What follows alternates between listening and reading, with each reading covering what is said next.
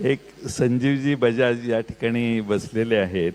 उद्योजक महाराष्ट्रात येऊ इच्छितात, पण वेगवेगळ्या ठिकाणी उद्योग किंवा गुंतवणूक करायला जे जातात त्यांना तिथले खंडणीखोर फार त्रास देतात. आपल्याला अलीकडचे काही अनुभव आहेत.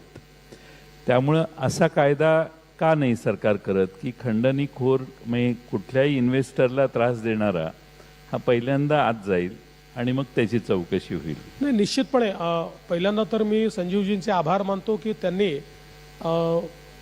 फिनटेकमधली सगळ्यात मोठी इन्व्हेस्टमेंट आणि ज्याच्यामध्ये सर्वात जास्त एम्प्लॉयमेंट मिळणार आहे ती पुण्यामध्ये त्या ठिकाणी ते करतायत.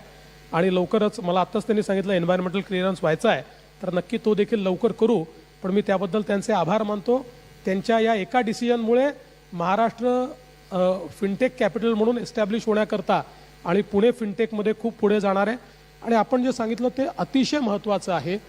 निश्चितपणे आपण ही भूमिकाच घेतली आहे की इन्व्हेस्टरला जर कोणी त्रास दिला तो कुठल्याही पक्षाशी संबंधित असो त्याला आम्ही जेलमध्ये टाकणार म्हणजे टाकणारच.